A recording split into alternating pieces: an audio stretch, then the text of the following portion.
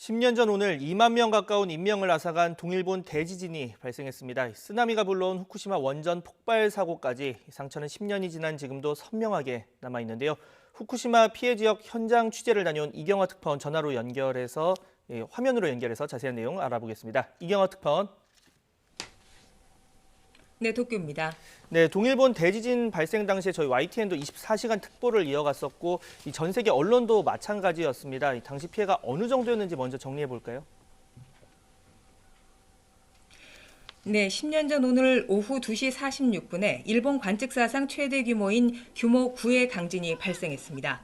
그 뒤로 해안 지역에 10m를 넘는 쓰나미가 밀어닥쳤습니다. 이로 인한 사망 실종자는 18,000명이 넘고 대지진과 관련한 질병 등으로 숨진 사람까지 합치면 피해는 2만 명을 넘습니다. 지금도 피해 지역 주민 4만 1,000명이 집에 돌아가지 못하고 피난 생활을 하고 있습니다. 물적 피해 역시 엄청났습니다. 후쿠시마 제1원전 폭발 사고가 대표적인데요. 이 사고는 지난 1986년 체르노빌과 같은 수준의 대재앙으로 기록됐습니다. 일본 정부가 앞으로 30-40년에 걸친 원전 사고 처리 비용으로 계산한 비용만 약 225조 원인데요. 폐로 기간과 오염수 처리 방식 등이 아직 확실하지가 않기 때문에 이 비용이 얼마나 더 늘어날지는 알 수 없는 상황입니다. 네, 아직도 피난 생활을 하고 있는 사람들이 4만 명이 넘는다는 건데요. 왜 돌아가지 못하는 겁니까? 네, 제가 만나본 피해 지역 주민들은 아직 사람이 살 수 있는 환경이 마련되지 않았다고 입을 모아 말했습니다. 그중 대표적인 것이 후쿠시마 스시마 지구에 사는 산베이 하루에 씨의 경우인데요. 이 지역은 연간 방사선량이 50mS를 넘어서 사람이 살 수 없는 이른바 귀환 곤란 구역입니다. 산베이 씨의 안내를 받아서 마을 중심가와 학교, 동사무소 등 여러 곳을 돌아봤습니다. 거리는 폐허로 방치된 채 야생동물의 흔적이 곳곳에 남아 있었고 훼손이 너무 심해서 철거된 곳도 많았습니다.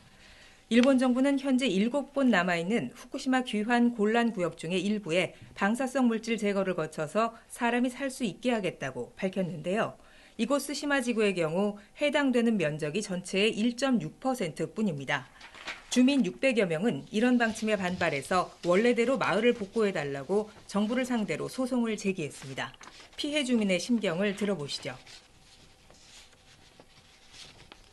その自宅に帰りたいと思いながら亡くなっていった父の思い、そういうふうなことを叶えてあげれない、そこで除染されたその 1.6% の住民の人だけで生活ができるかっていうことをやはり国は自分の目で対馬に来て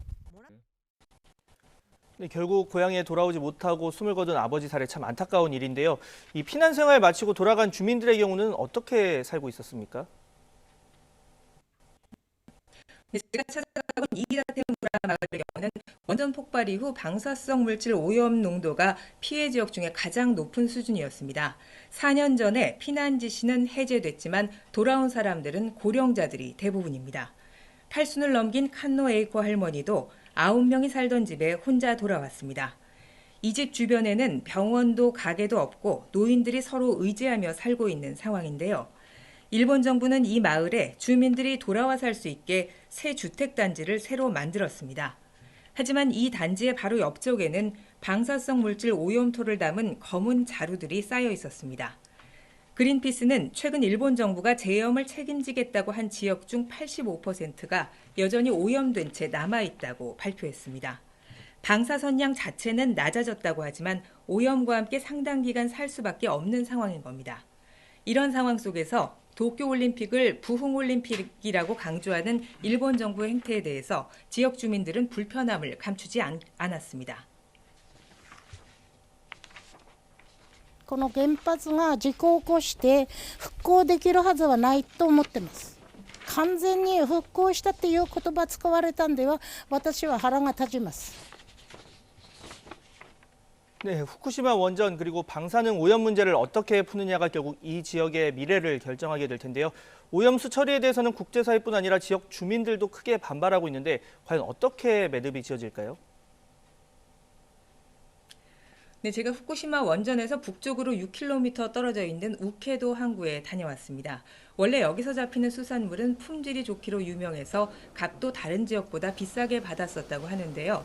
지난해부터 9년 만에 경매도 다시 재개됐지만 예전과 같은 활기는 느껴지지 않았습니다. 이곳 어업단체는 정부보다 높은 기준을 정해서 방사성 물질로부터 안전한지 확인해서 수산물을 팔고 있지만 매출은 좀처럼 회복되지 않고 있었습니다. 엎친 데 덮친 격으로 일본 정부가 방사능 오염수를 바다에 버리겠다고 하자 어민들은 생존이 걸린 문제라면서 크게 반발하고 있습니다. 원전 오염수 방류에 대해서는 일본 국민 절반 이상이 반대하고 있고 탈원전에 찬성하는 여론도 최근 70%를 넘는 상황입니다. 스가 내각은 당초 지난해 가을 방류 방침을 공식 발표하려다가 국내외 여론이 악화되면서 지금까지도 하지 못하고 있는데요.